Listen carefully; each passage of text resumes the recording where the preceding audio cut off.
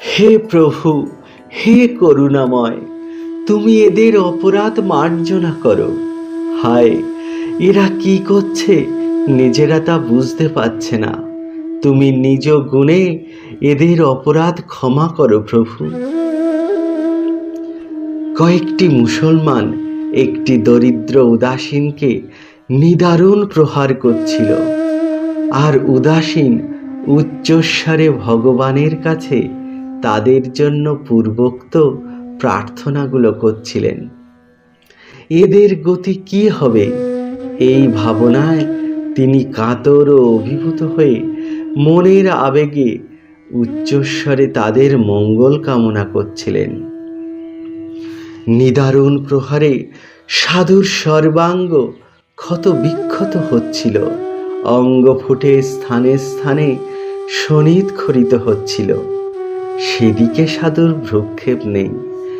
যারা নিরাপরাধে তাকে প্রহার করছিল, দয়াদ্র চিত্তে তাদেরই জন্য তিনি প্রার্থনা করছিলেন, তাদেরই জন্য তিনি কাঁদছিলেন। ধন্য সাধু, ধন্য তার সহৃদয়তা। এই অসাধারণ সাধু পুরুষটি কে? বোধহয় বলতে হবে না যে ইনি সুপ্রসিদ্ধ হরিদাস ঠাকুর।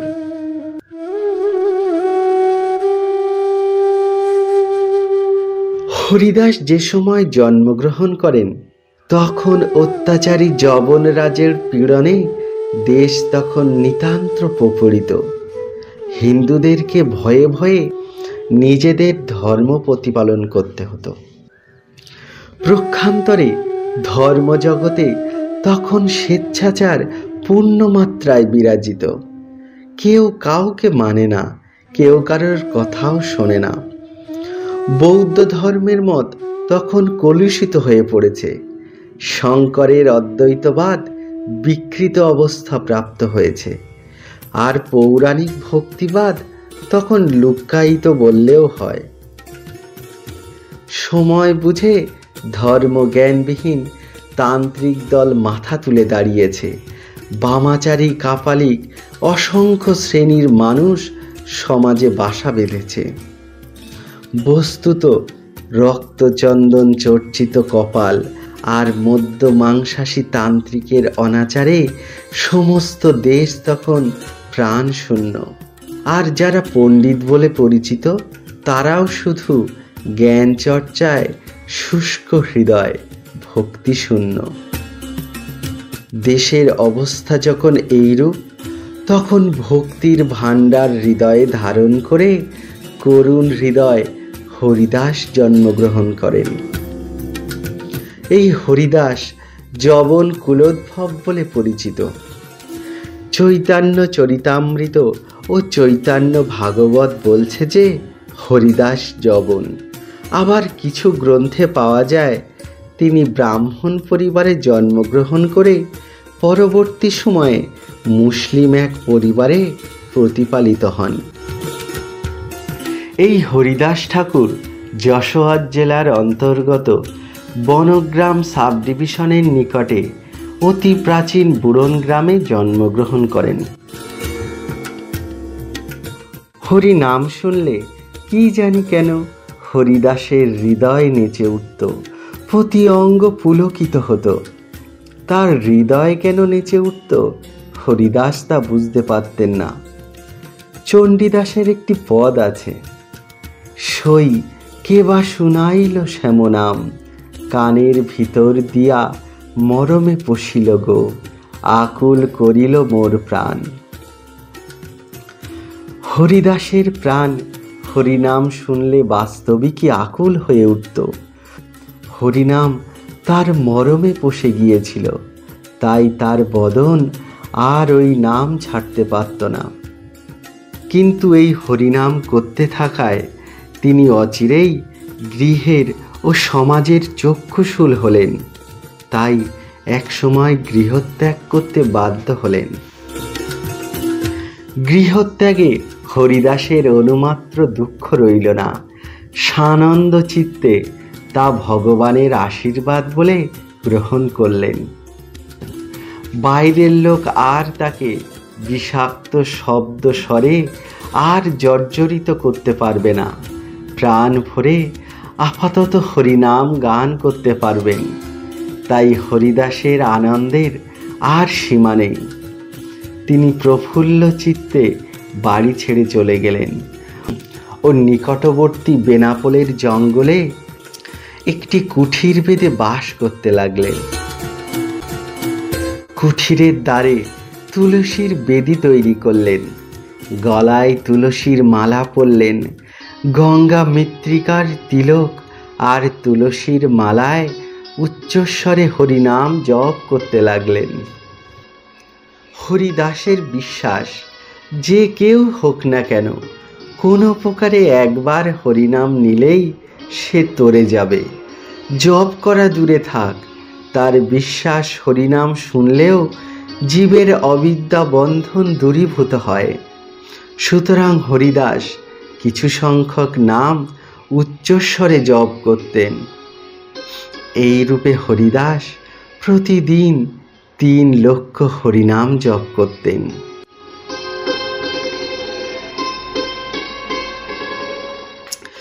এ জগৎ আনন্দের অন্বেষণে ব্যস্ত। কেউ যশের জন্য, কেউ অর্থের জন্য, কেউ বা পার্থিব প্রণয়াদির জন্য লালায়িত, কিন্তু সবাই একই আনন্দের অন্বেষণ করছে। হরিদাস ঠাকুর নামানন্দে বিভোর থাকতেন। তিনি আহার উপার্জনের চেষ্টা পর্যন্ত পরিত্যাগ করলেন। নামে এমনই এক আনন্দ নিহিত আছে, এমন এক রস আছে, যার সমতুল্য হরিদাস এ জগতে আর কিছুতেই পেতেন না। নাম তার কাছে মিষ্টি থেকেও আরও মিষ্টতর লাগত। সে অপূর্ব রস আস্বাদনে তার ক্ষুধা তৃষ্ণাও অনেক সময় বোধ থাকত না। হরিদাসের অটল বিশ্বাস, হরিনাম করলে হরিকে পাওয়া যায়। একান্ত মনে নাম ধরে ডাকলে নামই এসে উপস্থিত হন। তাই হরিদাস ঠাকুর অবিশ্রান্ত ধারায় হরিনামে সেই স্থান মাতোয়ারা করে তুললেন।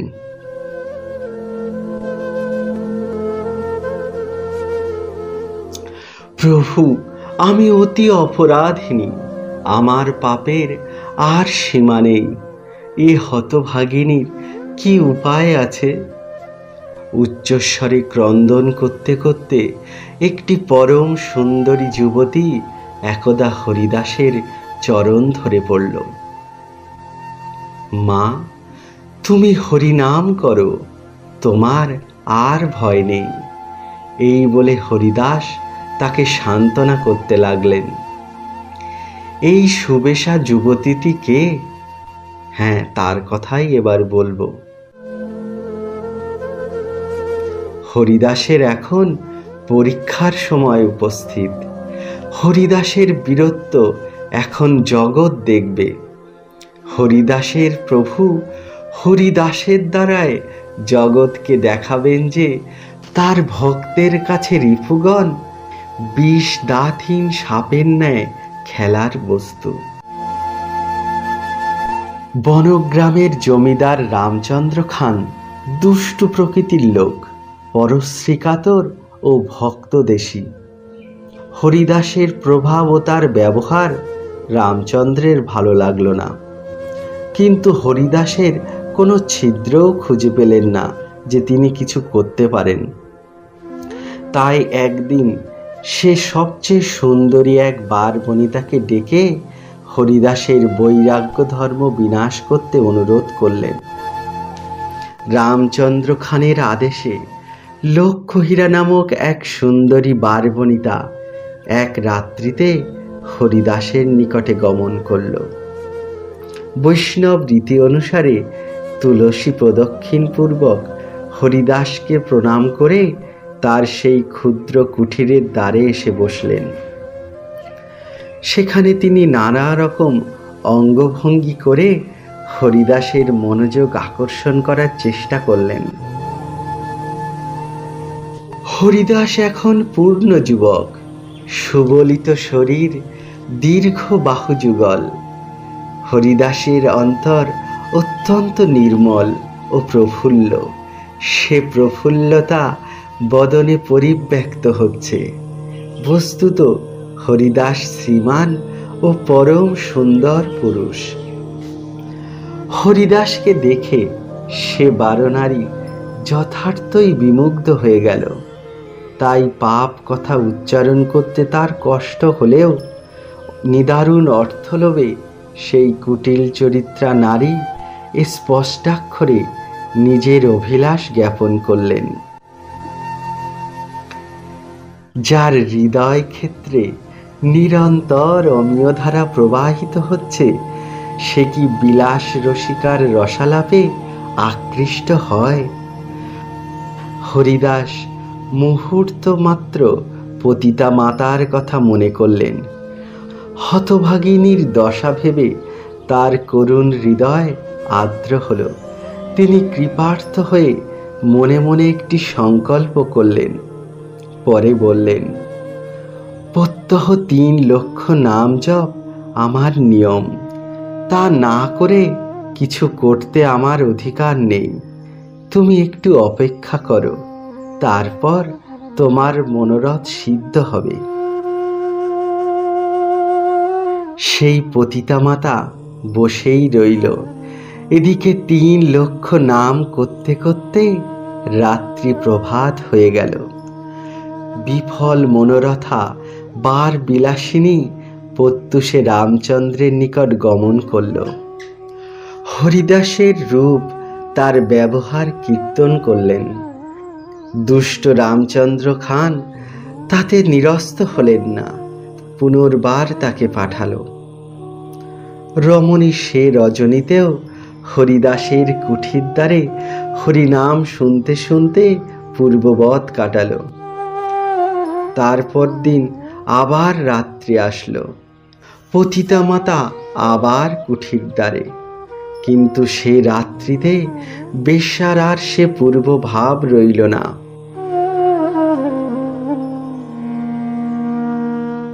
ভক্তের কণ্ঠধ্বনি এক প্রকার মধ্য বিশেষ। মুঘল সম্রাট আকবর একদিন নিজের প্রিয় গায়ক তানসেনকে জিজ্ঞাসা করলেন, তোমার সঙ্গীত বিদ্যার গুরুকে? তানসেন উত্তর দিলেন, স্বামী হরিদাস। সেই শুনে মুঘল সম্রাট একটি তানপুরা নিয়ে তানসেনের সঙ্গে স্বামীজিকে দর্শন করার জন্য যমুনা পুলিনে উপস্থিত হলেন। সেখানে পৌঁছে তানসেন স্বামীজির সামনে একটি পদ গাইলেন এবং ইচ্ছা করেই একটু তাল ভঙ্গ করলেন। স্বামীজির তা সহ্য হলো না। তখন স্বয়ং তানপুরা নিয়ে ভাবে গদগদ হয়ে ওই পদটি তিনিও গাইলেন। সে সুমধুর ধ্বনি উচ্চ হতে উচ্চ উঠে মাধুর্যের লহরী তুলতে লাগল। সম্রাট বিস্মিত বিমোহিত হয়ে গেলেন। শিবিরে এসে সম্রাট তানসেনকে পুনর্বার সে পদটি গাইতে আজ্ঞা দিলেন। তানসেন আর একবার গাইলেন, কিন্তু যে সুমিষ্ট রস স্বামীজির কণ্ঠে ধ্বনিত হচ্ছিল তা তানসেনের কাছ থেকে না পেয়ে সম্রাট ক্ষোভিত হলেন ও তানসেনকে তার কারণ জিজ্ঞাসা করলেন। কারণ আর কিছু নয়। তানসেন উত্তরে বললেন, আমি দিল্লির সম্রাটকে সঙ্গীত শোনালাম, কিন্তু হরিদাস স্বামীজি সম্রাটেরও সম্রাট ত্রিলোকের অধীশ্বরকে গান শোনাচ্ছিলেন। তাই তার গানটা এত সুমধুর শোনাচ্ছিল।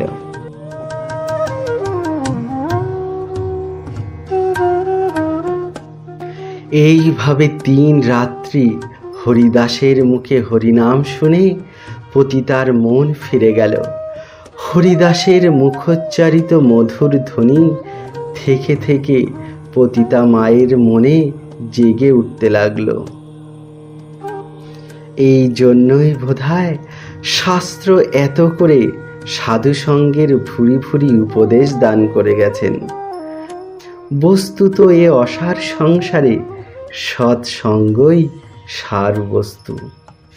সাধু সঙ্গে বার বনিতার চক্ষু ফুটল, নিজের প্রতি দৃষ্টি পড়ল। তিনি ভাবলেন, বিলাস বাসনায় শত শত ব্যক্তি সতত আমার গৃহে এসে আমার পায়ে লুটিয়ে পড়ে, আর আমি অযাচিতভাবে হরিদাসের দ্বারস্থ।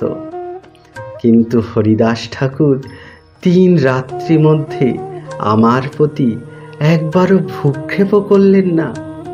না জানি হরিদাস কোন রসে ডুবে আছেন, না জানি তিনি কোন রূপে মোহিত হয়ে আছেন, যার কাছে মুগ্ধ মানবের ভোগ বাসনা, পাপ প্রবঞ্চনা তুচ্ছাতি তুচ্ছ মাত্র। রমণীর হৃদয় গলে গেল। সে আত্মদোষ স্বীকার করে হরিদাসের চরণ ধরে বসল। আনন্দে ভক্তের হৃদয় নেচে উঠল। হরিনামে বেনাপোলের জঙ্গল প্রতিধ্বনিত হল।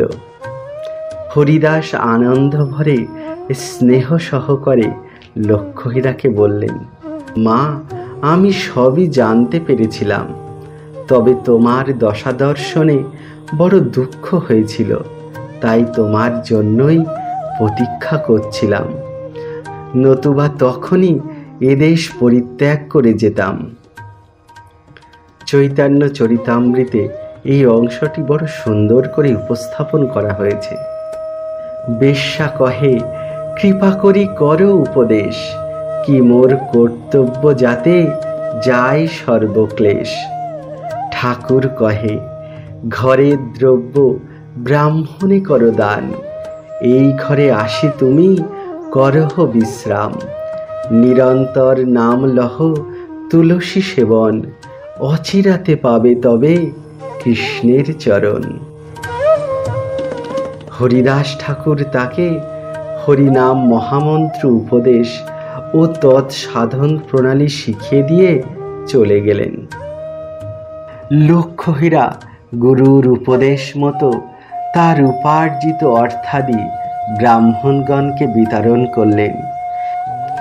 একটিমাত্র বস্ত্র পরিধান করে হরিদাসের পরিত্যক্ত কুঠিরে এসে বাস ও নিরন্তর হরিনাম জপ করতে লাগলেন। তার হৃদয় অনুতাপে দগ্ধ হতে লাগলো, মুখ মলিন হয়ে গেল।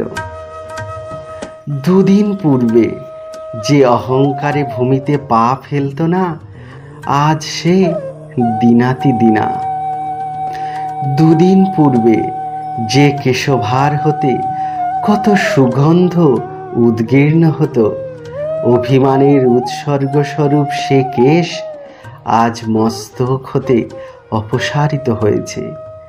দিনা এখন কেশহীনা, এখন তার মস্তক মুণ্ডিত। হরিদাসের ন্যায় 3 লক্ষ নাম জপ করতে লাগলেন। এই রূপে ধীরে ধীরে সেই লক্ষ্মীরা নামক বার বনিতা এক সময় সকল লোকের শ্রদ্ধার পাত্রী হয়ে উঠলেন।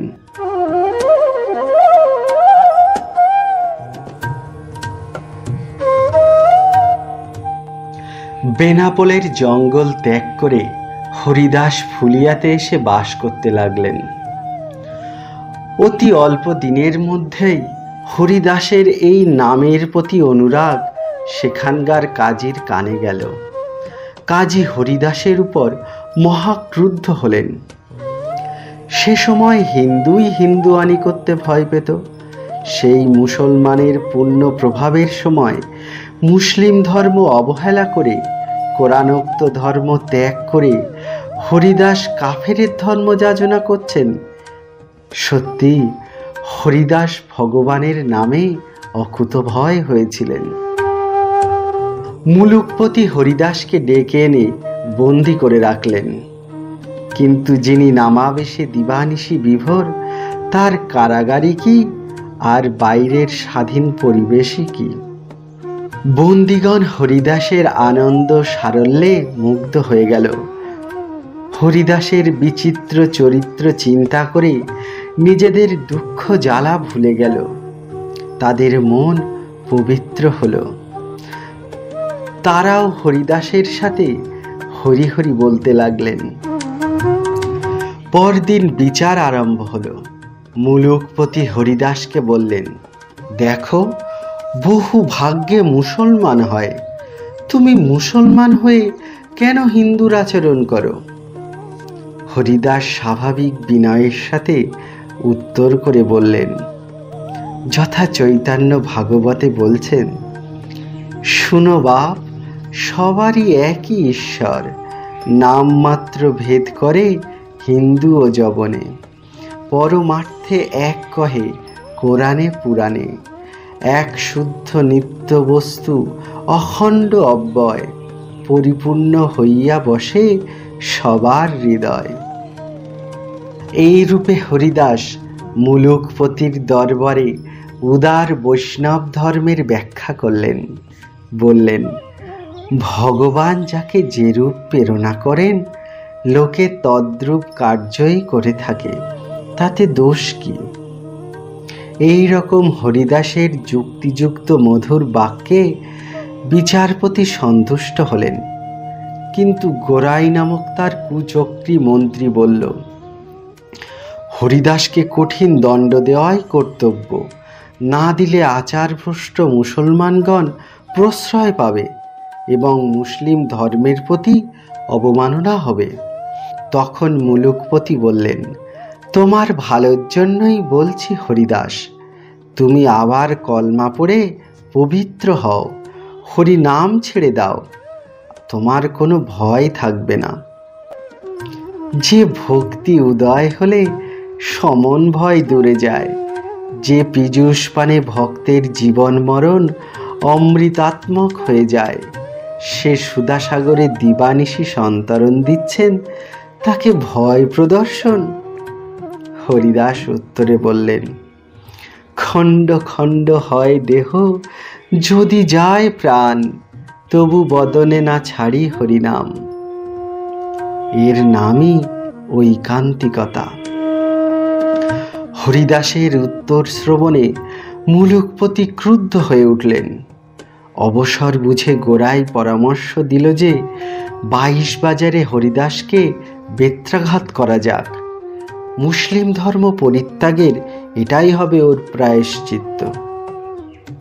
অতএব হরিদাসের প্রতি সেই ভীষণ দণ্ডাদেশই বহাল হলো। এ শাস্ত্রী এমনই কঠোর যে 2-3 বাজারে বেত্রাঘাত করলেই অপরাধীর প্রাণ বিয়োগ ঘটত। অতএব হরিদাসের প্রতি 22 বাজারে বেত্রাঘাতের যে আদেশ, তা কঠোরতম মৃত্যুদণ্ড ব্যতীত আর কিছু নয়। কিন্তু হরিদাস তার জন্য প্রস্তুত হলেন। হরিদাসের পৃষ্ঠে বেত্রাঘাত পড়তে লাগলো, আঘাতের উপর আঘাত, বিরাম নেই, বিশ্রাম নেই, ক্রমাগত সজোর আঘাত পড়তে লাগলো। হরিদাস কোনো অপরাধ করেনি, ভাবলেন, আমার উপযুক্ত শাস্তি হয়েছে, আমার অপরাধ ঘোরতর, কৃষ্ণ নিন্দা, হরি নামের উপর নিন্দা আমাকে সজ্ঞানে শুনতে হয়েছে। ধিক ধিকে আমার পাপ জীবন, এ জীবন বিনষ্ট হলেই এর উচিত প্রায়শ্চিত্ত হয়। কিছুক্ষণ পরেই প্রহারকারীদের দশা তার মনে পড়ল। তাদের নিষ্ঠুরতা দর্শনে হরিদাসের করুণ হৃদয় গলে গেল। তিনি তখন নিজের অবস্থা তৎক্ষণাৎ ভুলে গেলেন। প্রহারকারীদের পরিণাম ভেবে হরিদাসের চোখে জল আসলো। তাই তিনি ভগবানের কাছে তাদের জন্য উচ্চস্বরে প্রার্থনা করতে লাগলেন। হরিদাসের পৃষ্ঠে প্রহার চলতে লাগল। প্রহারে প্রহারে শরীরের চর্ম ছিন্ন বিচ্ছিন্ন হল। অবিরল রক্তধারায় হরিদাসের সর্বাঙ্গ পরিপ্লাবিত হয়ে গেল। নগরে হাহাকার শব্দ উঠল। হরিদাস উচ্চস্বরে হরিনাম করতে লাগলেন। সজ্জনগণ মলিন মুখে চলে গেলেন। কোমল হৃদয় ব্যক্তিগণ ক্রন্দন করতে লাগলেন। নিরীহ যারা, তারা অভিশাপ দিতে লাগলেন। আর গোয়ারগণ পরিণাম ভুলে পাইকদেরকে গালি দিতে লাগলো। একদিকে কাজীর পাপের নদী, অন্যদিকে ভক্তের পুণ্যের প্রস্রবণ। এ এক অপূর্ব দৃশ্য। পাপ পঙ্কে বিমল পুণ্য শতদল হেসে উঠল। সে অদ্ভুতভাবে শত্রুগণ বিস্মিত হয়ে গেল। 22 বাজারে প্রহার খেয়েও যখন হরিদাস মরলেন না, তখন পাইকদের ভয় জন্মিল। বিস্মিত হইয়া ভাবে সকল যবনে, মনুষ্যের প্রাণ কি রহে এ মারণে? 2-3 বাজারে মারিলে লোক মরে, 22 বাজারে মারিলাও যে ইহারে। মরেও না আর দেখি হাসে ক্ষণে ক্ষণে, এ পুরুষ পীড়িবা সবেই ভাবে মনে।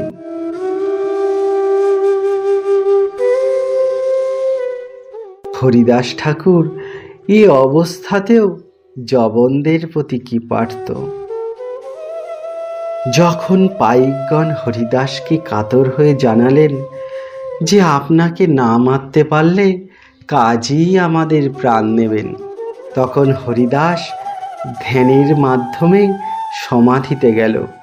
সমাধির অবস্থা মহাসমাধিতে পৌঁছালো। তখন হরিদাসের নিঃশ্বাস প্রশ্বাস রুদ্ধ হলো। তখন যবনেরা ভাবল যে হরিদাস মরেছে। এই অবস্থায় পাইকগণ হরিদাসকে কাজীর সামনে নিয়ে এসে পৌঁছালো। ফলে হরিদাসকে গোর দেবার কথা উঠল, কিন্তু গোরাই কাজী ঘোরতর আপত্তি করল। তিনি বললেন, ধর্মভ্রষ্ট হরিদাসকে গোর দেওয়া অকর্তব্য, তাহলে হরিদাসের পরকাল ভালো হয়ে যাবে। কাজেই সেই পবিত্র দেহ পুতসলীলা জাহ্নবী বক্ষে নিক্ষিপ্ত হল।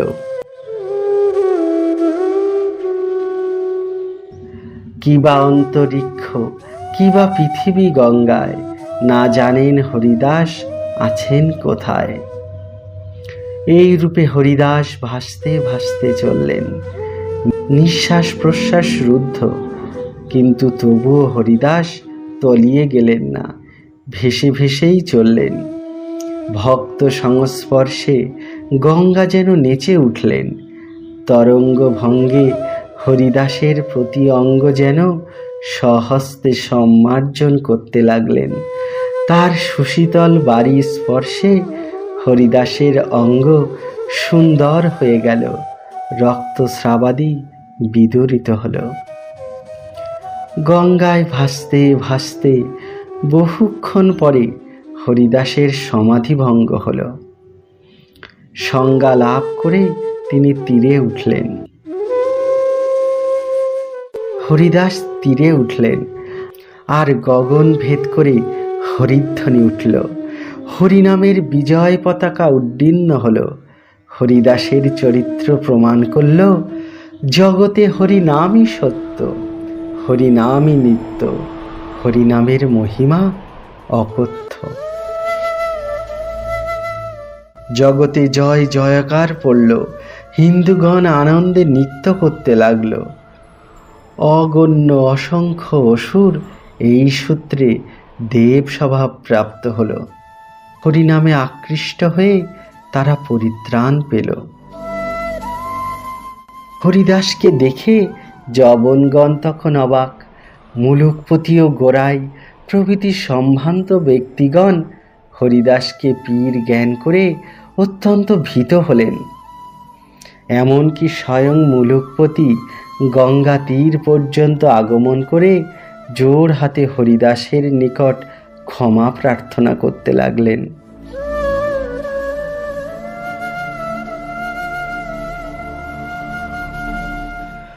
হরিদাস এখন গঙ্গা তীরের গোফায় নির্জনে থেকে দিবারাত্র কৃষ্ণ নাম করছেন।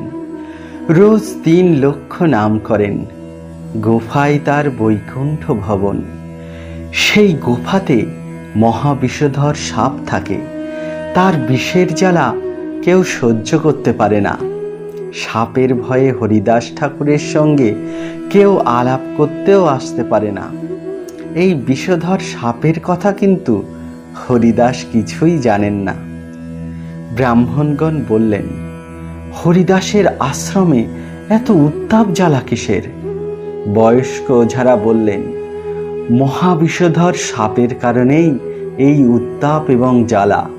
চলো আমরা গিয়ে হরিদাস ঠাকুরকে জানাই যে সাপের সঙ্গে বাস করা কিছুতেই উচিত নয়, শীঘ্র অন্যত্র আশ্রম করে থাকবে চলো। সব কথা শুনে হরিদাস বললেন, অনেক দিন হলো এখানে আছি, কোনো উত্তাপ জ্বালা তো টের পাইনি কিছু। তবে আমার দুঃখ হচ্ছে এই জন্য যে তোমরা আসতে পারছ না এখানে। যদি এখানে তেমন কোনো বড় সাপ থাকে এবং সাপ যদি কালকের মধ্যে চলে না যায়, তাহলে অন্য জায়গায় গিয়ে আশ্রম করব। তোমরা কোনো চিন্তা করো না, এখন নাম সংকীর্তন করো। এরপর তাদের কৃষ্ণ কথা এবং মঙ্গল কীর্তনের মধ্যেই এক অদ্ভুত কাণ্ড ঘটল। হরিদাস এ আশ্রম ছেড়ে যাবেন শুনে মহানাগ নিজেই স্থান ত্যাগ করল। সন্ধ্যার সময়ে সাপ গর্ত থেকে বেরিয়ে অন্য জায়গার দিকে চলেছে। মহাভয়ঙ্কর সাপ, লাল হলুদে সাদায়, দেখতে সাংঘাতিক। মাথার উপরে মহামণি জ্বলছে দেখে ব্রাহ্মণগণ ভয় পেয়ে ভগবানকে স্মরণ করতে লাগলেন। সাপ চলে গেছে, আর কোনো জ্বালা নেই। এখন ব্রাহ্মণেরা মহা খুশি। হরিদাস ঠাকুরের বিশেষ শক্তি দেখে তার প্রতি ব্রাহ্মণদের খুব ভক্তি হলো। আসলে হরিদাস যার প্রতি একবার দৃষ্টি করেন, তার সংসার বন্ধন কেটে যায়। সর্বশক্তিমান শ্রীকৃষ্ণও হরিদাসের বাক্য লঙ্ঘন করে না। এবার নাগরাজ হরিদাস ঠাকুরের মহিমার কথা যা বলেছেন তা শোনা যাক। একদিন এক ধনী লোকের নাট মন্দিরে একটি সাপের ওঝা নানা রকম আস্ফালন করছে। ওঝা মন্ত্র পড়তে পড়তে নাচছে, আর মন্ত্রের মোহিনী শক্তিতে মুগ্ধ হয়ে ওঝার চারিদিকে ঘিরে লোকেরা বাদ্যযন্ত্রের বাজনার সঙ্গে গান গাইছে। হঠাৎ হরিদাস সেখানে এসে সাপুড়ের নাচ দেখছেন এক পাশে দাঁড়িয়ে। নাগরাজ সাপুড়ের শরীরে প্রবেশ করে তাকে নানা রকম নাচিয়ে ছাড়ছেন। ভগবান শ্রীকৃষ্ণ কালীয়দহে যে কাণ্ড করেছিলেন তারই বর্ণনা দিয়ে সাপুড়ে গান গেয়ে চলেছে। হরিদাস কৃষ্ণ লীলা কথা শুনে মূর্ছিত হয়ে পড়লেন। কখনো একটু জ্ঞান হচ্ছে, আবার কখনো হুঙ্কার করে উঠছেন, আবার আনন্দে খুব নাচছেন। হরিদাস ঠাকুরের কৃষ্ণ প্রেমাবেশ দেখে সাপুড়েরা একপাশে সরে গেল। হরিদাস গড়াগড়ি করছেন, তার শরীরে অশ্রু পুলক কম্প হচ্ছে। তিনি কাঁদছেন কখনো, প্রভুর গুণলীলা কথা শুনে আবার তিনি তন্ময় হয়ে যাচ্ছেন কখনো। হরিদাসকে ঘিরে সকলে মিলে গান করছে। সাপুড়ে হাত জোড় করে এক পাশে দাঁড়িয়ে তা দেখছে। হরিদাসের আবেশ ছেড়ে গেলে এক ব্রাহ্মণ দেখল যে সকলেই তার পায়ের ধুলো নিচ্ছে। তার পায়ের ধুলোতে লোকেরা গড়াগড়ি যাচ্ছে। তখন সেই ব্রাহ্মণ মনে মনে ঠিক করল, আমিও নাচব, তাহলে এই সব নির্বোধ বর্বর লোকগুলো আমাকেও ভক্তি করবে। এই ভেবে সেই ব্রাহ্মণ যেই মাত্র সাপুড়ের সামনে ঢং দেখিয়ে হাত পা ছুঁড়ে আছাড় খেয়ে পড়ল, অমনি সাপুড়ে রেগে গিয়ে তার গায়ে আচ্ছা করে বেত মারতে লাগলো। ব্রাহ্মণ বেত খেয়ে কাতর হয়ে পড়ল। তারপর সে বাপ বাপ বলে চিৎকার করে পালিয়ে গেল। তখন সেই সাপুড়ে ওঝা আনন্দ করে নাচতে লাগলো। সাধারণ লোকেরা এর অর্থ কিছুই বুঝতে না পেরে তাকে জিজ্ঞাসা করল। তারা বলল যে, ব্রাহ্মণকেই বা মারলে কেন, আর হরিদাস নাচতে থাকলে তাকেই হাত জোড় হয়ে আছো কেন? তখন সেই ডঙ্ক অর্থাৎ সাপুড়ে ওঝার মুখ দিয়ে বিষ্ণু ভক্ত নাগ বলতে লাগলেন, যদিও একথা বলা ঠিক নয়, তবু এই গোপন রহস্য বলছি শোনো। তোমরা হরিদাস ঠাকুরকে সম্মান করছো দেখে ওই ব্রাহ্মণ ভণ্ডামি করে মাৎসর্য বুদ্ধিতে আছাড় খেয়ে পড়ল। ভণ্ডামি করে আমার নাচের আনন্দ নষ্ট করার সাধ্য কারও নেই। স্পর্ধা করে হরিদাসের সঙ্গে মিথ্যা ব্যবহার করে এই শাস্তি পেল সে। তার মনের বাসনা আমি কত বড় সাধু তা তোমরা দেখো। এই ধর্মকর্ম করে এরা। এ সকল অহংকারী লোকের কৃষ্ণ ভক্তি নেই বিন্দু মাত্র। আসলে অকপট হলে তবেই কৃষ্ণ ভক্তি লাভ করা যায়। এই যে দেখলে হরিদাস ঠাকুর নাচলেন, এই নৃত্য দেখলে সর্ববন্ধন ক্ষয় হয়। হরিদাসের নৃত্যে স্বয়ং শ্রীকৃষ্ণ নাচেন। হরিদাস নাম তার সার্থক। এর হৃদয়ে সর্বদা কৃষ্ণ বিরাজিত। সর্বমানবের হিতকারী ভগবানের এই নিত্য পার্ষদ প্রতি জন্মে অবতারীর সঙ্গে অবতরণ করেন। বিষ্ণু এবং বৈষ্ণবের নিকটে ইনি কোনো কালে কোনো অপরাধ করেননি। স্বপ্নেও ইনি বিপথে দৃষ্টি দেন না। তিলার্ধ সময় যে এর সঙ্গ লাভ করে, সেও শ্রীকৃষ্ণ পাদপদ্ম লাভ করতে পারে। ব্রহ্মা শিব পর্যন্ত হরিদাসের সঙ্গ লাভ করার আশা করেন। জাতিকুল যে নিতান্তই নিরর্থক তা বোঝাবার জন্যই তিনি প্রভুর আজ্ঞায় নিজ কুলে জন্মেছেন। সকল শাস্ত্রই বলে যে অধম কুলে জন্মেও কৃষ্ণ ভক্ত হলে সেই সকলের পূজ্য হয়, আর উচ্চকুলে জন্মেও কৃষ্ণ ভজন না করলে সে নরকগামী হয়। এই সকল বেদবাক্যের সাক্ষী দেবার জন্যেই তিনি অধমকুলে জন্মেছেন। যেমন প্রহ্লাদ দৈত্যকুলে, হনুমান বানরকুলে জন্মেছেন, তেমনি হরিদাসও নিজ জাতিতে জন্মেছেন। দেবগণ থেকে গঙ্গা পর্যন্ত সকলেই হরিদাসের পাদস্পর্শ বাঞ্ছা করেন। এই স্পর্শেরও দরকার হয় না। হরিদাসকে দর্শন করলেই জীবের কর্মবন্ধন নাশ হয়। এমনকি হরিদাসের আশ্রিতকে দেখলেও এ সংসার জাল ছিন্ন হয়। শত বর্ষ ধরে শত মুখে বলেও তা শেষ করতে পারবো না। তোমরা ভাগ্যবান বলেই তোমাদের কারণে তার মহিমা কিছু বলতে পারলাম। একবার মাত্র হরিদাসের নাম করলেই সে গোলকে যেতে পারে। এই সকল কথা বলে নাগরাজ থামলেন, আর সজ্জনগণ শুনে সন্তুষ্ট হলেন। শ্রীকৃষ্ণ সেবক অনন্তনাগ হরিদাস ঠাকুরের মহিমা কীর্তন করলেন। শুনে সকলেই অত্যন্ত আনন্দ লাভ করলেন।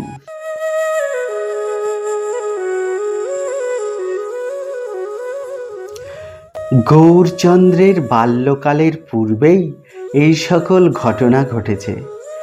প্রভুর জন্মের আগে সমাজে অভক্তদেরই প্রাধান্য ছিল। কীর্তনের খবরও কেউ রাখত না। কোথাও বিষ্ণু ভক্তির কোনো অনুষ্ঠান হতো না।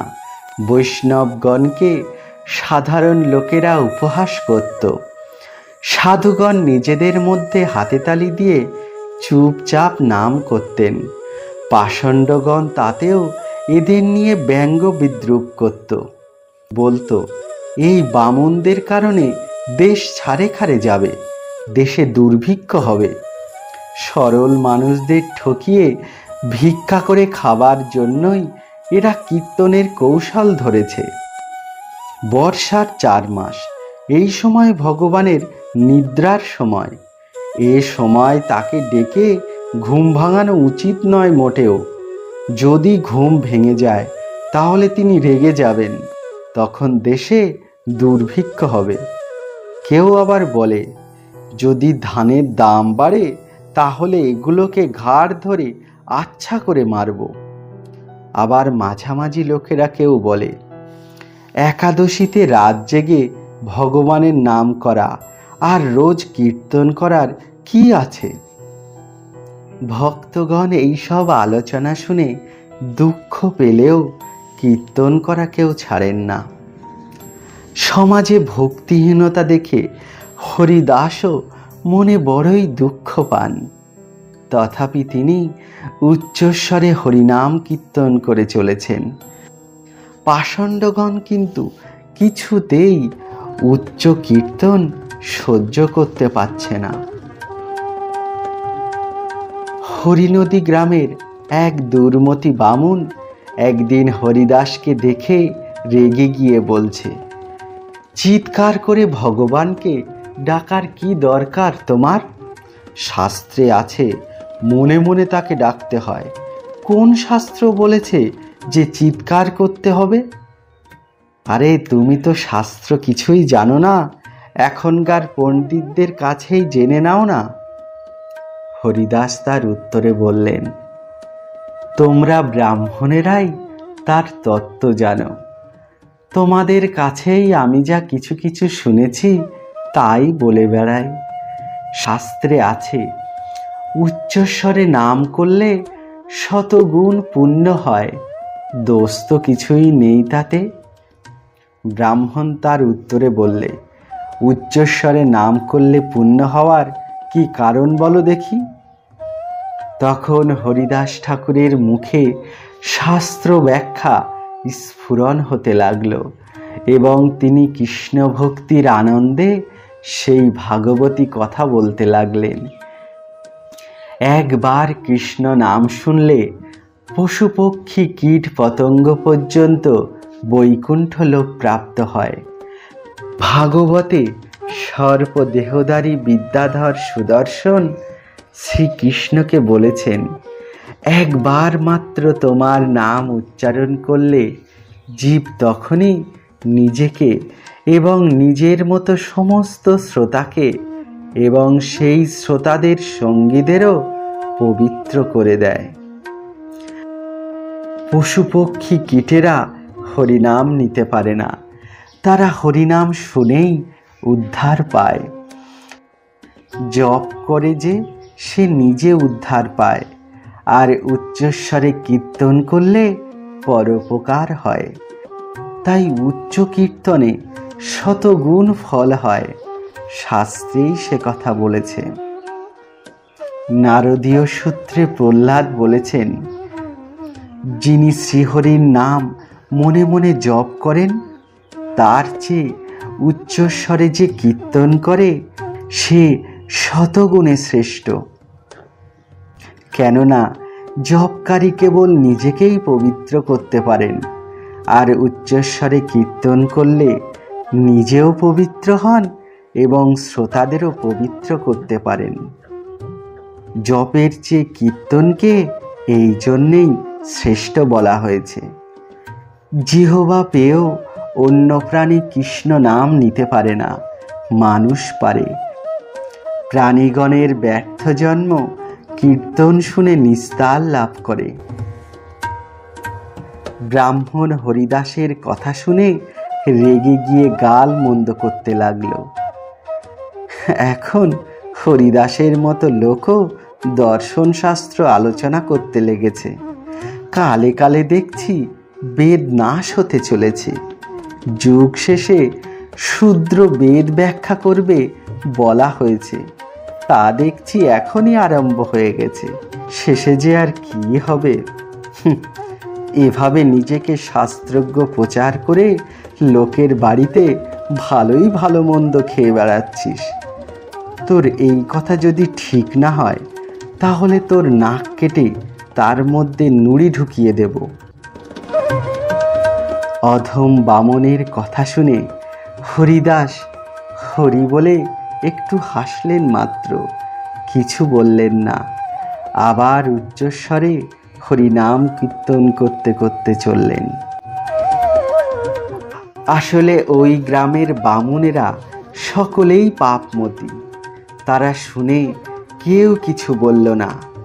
এরা নামেই ব্রাহ্মণ, এরা যম যাতনা পেয়ে ভুগবে যে তাতে আর কোনো সন্দেহ নেই। বরাহ পুরাণে ভগবান শিব বলেছেন, কলিকালে রাক্ষসেরা ব্রাহ্মণ কুলে জন্ম পেয়ে বেদজ্ঞ ব্রাহ্মণগণের কাজে বাধা দেবে। শাস্ত্রে আছে, এ সকল ব্রাহ্মণের কথা ছোঁয়া বা নমস্কার পর্যন্ত গ্রহণ করতে নেই। পদ্মপুরাণে দেবাদিদেব বলেছেন, যেসব ব্রাহ্মণ অবৈষ্ণব ভুলেও তাদের সঙ্গে কথাবার্তা বলবে না এবং তাদের ছোবে না পর্যন্ত। অবৈষ্ণব ব্রাহ্মণের সঙ্গে আলাপ করলেও পুণ্য ক্ষয় হয়।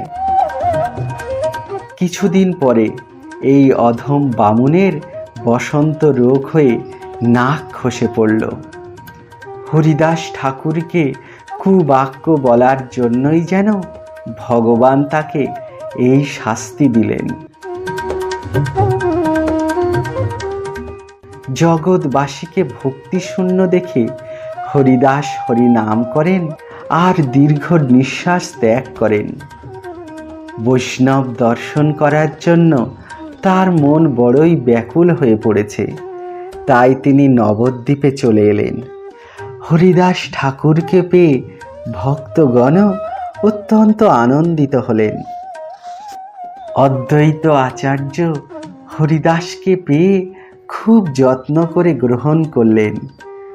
সকল বৈষ্ণবই হরিদাসকে ভালোবাসেন, আর হরিদাসও সকলকেই বড় ভক্তি করেন। এইভাবে ধীরে ধীরে হরিদাসের মাহাত্ম্য বৈষ্ণব সমাজে প্রচারিত হতে লাগল।